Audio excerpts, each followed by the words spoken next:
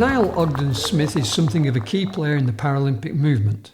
One of the reasons he's an asset to the cause is because he genuinely loves sport and understands its value to people.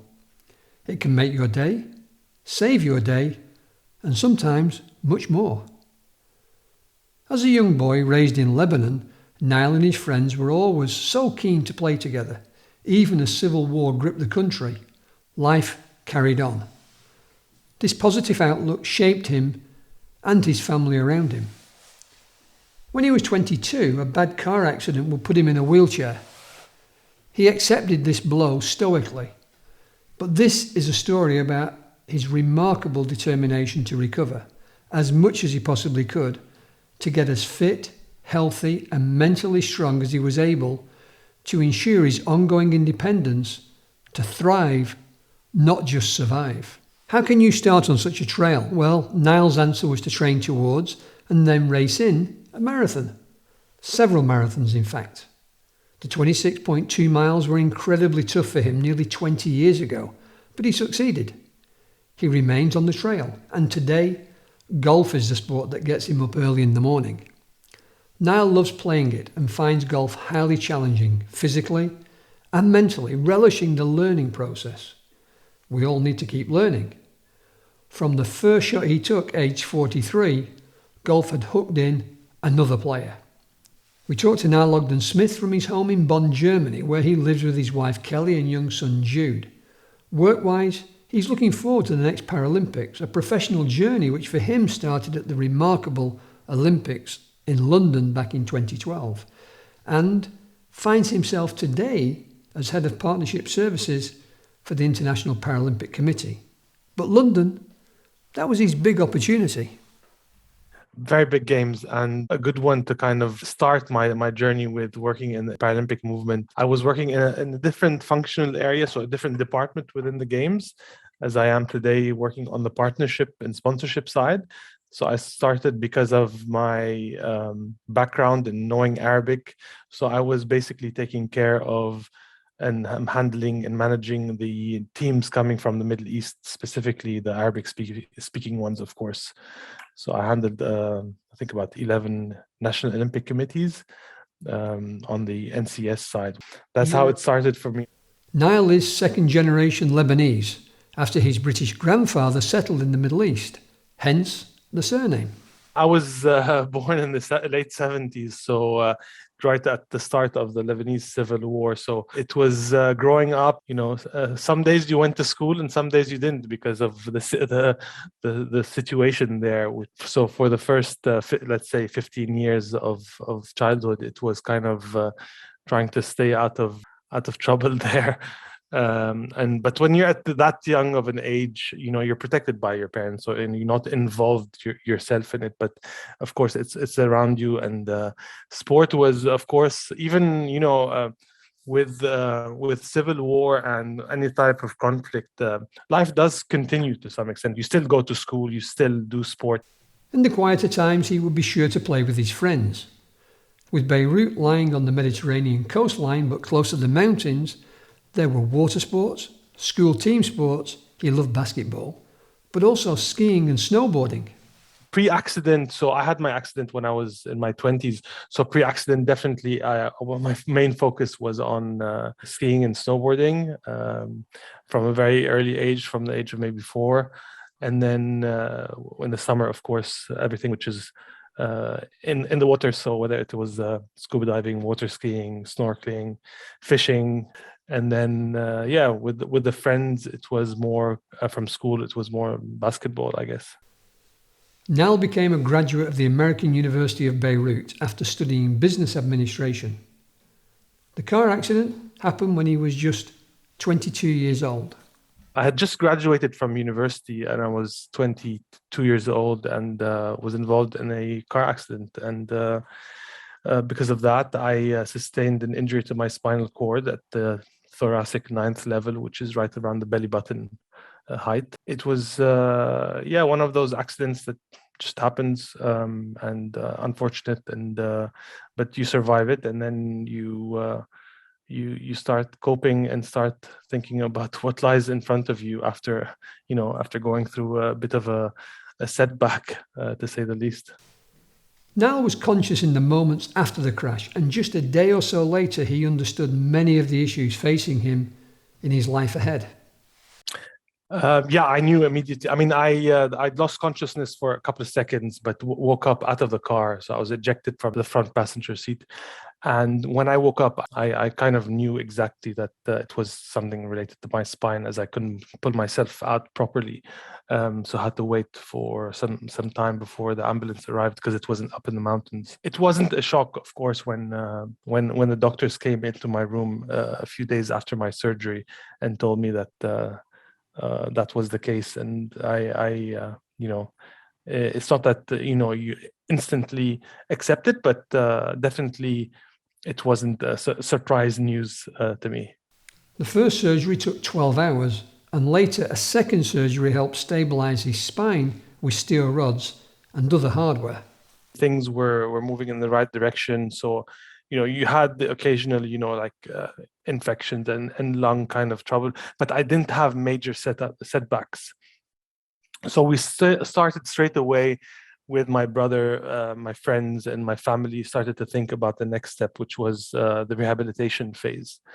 So I did my second surgery a couple of weeks later, and then started to think about rehabs. And back in the late 90s in Beirut, there weren't any good rehabs. So we started straight away to look at the possibilities of going somewhere else beyond Lebanon. So we started looking at Europe and the US, and this was kind of the second phase of the accident, let's say. But it was kind of the approach to rehabilitation that I was, as a 22-year-old, that I was looking for, and that my brother mainly was looking for me, being active. So it was kind of, how do I get back into the gym? How do I start exercising? How do I use whatever function I have to maximize that? Niall talks of wanting to thrive rather than simply survive, and explains a hunger to make a real progress.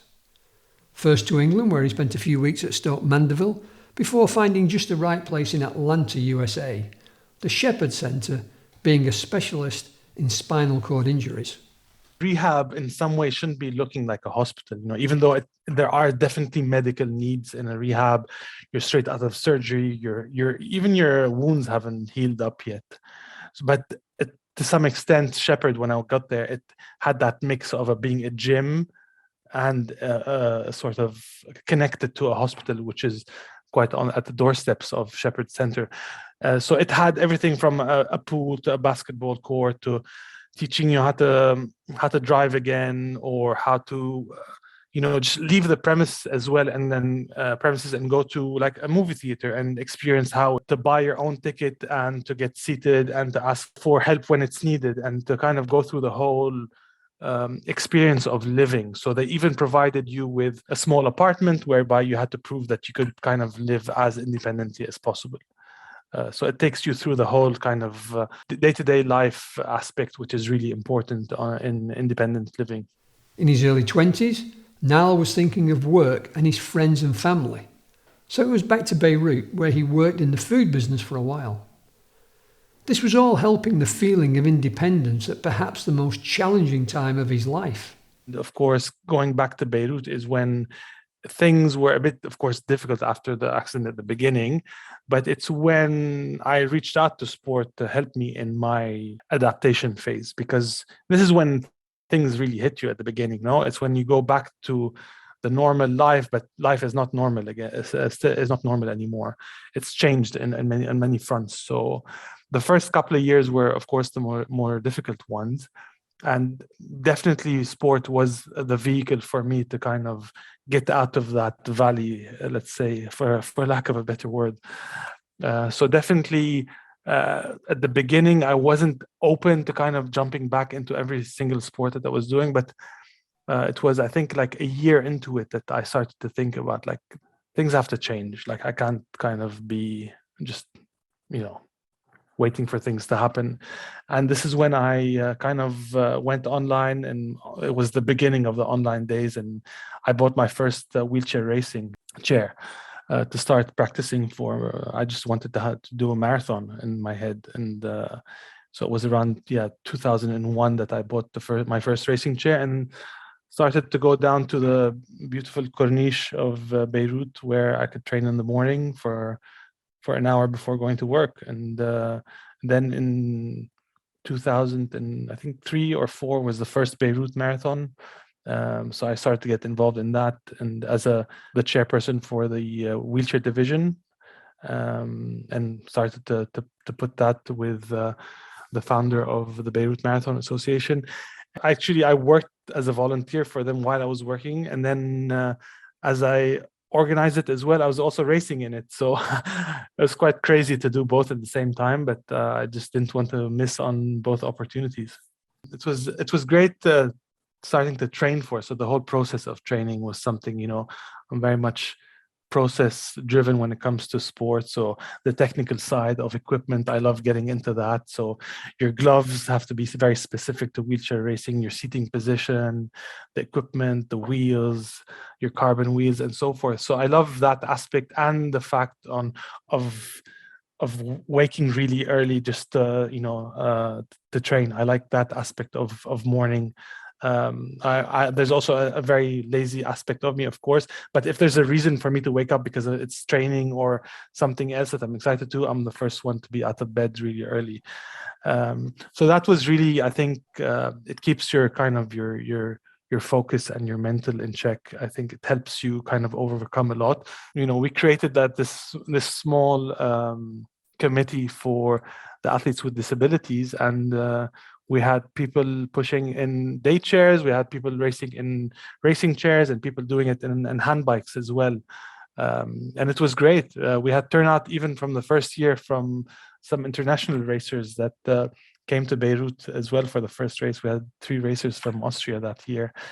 And, for the first one, we had maybe 20 athletes with disabilities. So it was really, really good. And at the end, after crossing the finish line, which was a very slow time, of course, on my first one, I had to jump and grab a microphone and do some interviews with other athletes that had just crossed the line as well. So it was definitely many hats that day. His first marathon test would lead to more, and he would also compete over the classic distance in Paris, New York, Switzerland, and Japan. The sport of golf would come later to Nael. He started a year and a half ago during COVID after being encouraged by both his brother, wife, and a friend. Always both of them told me, you should try it, you should try it. And I was always kind of pushing it on the side. My brother would also kind of similar to me wake up in the mornings early when I was in Beirut. He'd tell me, come, let's go to the golf course. We're a bunch of friends. And then I'm a left-handy, and my wife is also a left-handed golfer. And they just said, this is the way you hold the club, and just swing it, hit it around, and then they're like, oh, now just get down on the grass for a bit, and then they just teed up a ball for me, and then when you just hit your first ball, and it just like hooks you. So that was it. It only needed for me to hit that one ball, I think. And then I wanted another one up on the tee, and then once you get that small flight, it just kind of captures you. And it's like that for every single sport or any hobby that we get addicted to. Hungry to hit some more buckets at the driving range. I think for the first year, the driving range was open during COVID, and I just went and hit buckets, a load of balls. I'd go and I'd be back and forth at the machine getting my buckets of driving range balls. It wasn't just the new sport that was so exciting to him, but that it was opening up his mind to learning new things. There's something very true about learning something new at any age that is really important. And today, for example, I'm doing it with trying to learn German. That it's something that we can stick to things that we already know and perfect them. But it's really interesting to discover something completely new that was kind of off the radar for you. And that discovery is, I think, what is now also keeping me very motivated in golf, because it's something that I can't relate to before my accident, because every single sport that I've kind of done I'm doing as somebody with a disability is a sport that in some way I did in some form, in a different form before my accident.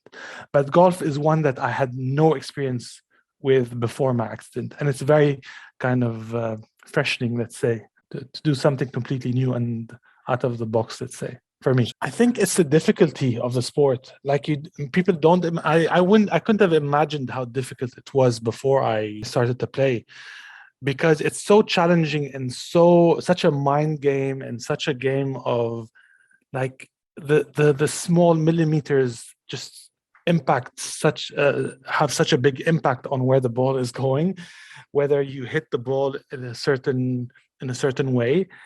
And it's such a technical driven, like the position of how you're standing or sitting, or if you kind of like twist one thumb, or you like your wrist is open, or like things, there's so many variables. It just draws you to kind of trying to reach perfection, where you know perfection will never be reached, because it just messes with your head, because it takes your mind off of so many things to think about the small details.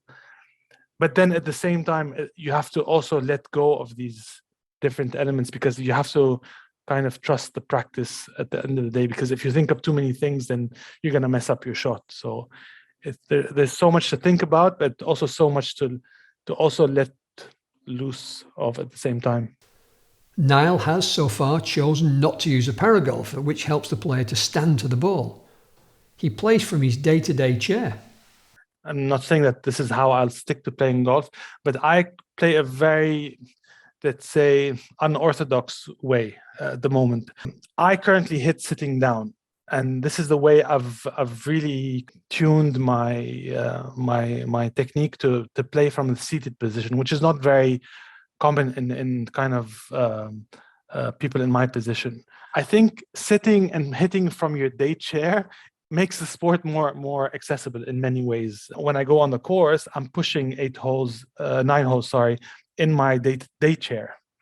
So it's kind of a very physical golf, because you're pushing through grass and you're pushing through mud sometimes, and it like a 6 or 7K walk in wet grass is, I don't know, equivalent to pushing a chair maybe for like over 20K, I think, on your regular pavement, because I mean you're pushing the whole time. There's no rolling kind of on the grass. Nael is currently researching his options so he can play more 18-hole golf. With his experience in the Paralympics movement, he understands how sports are all working to be more accessible and inclusive.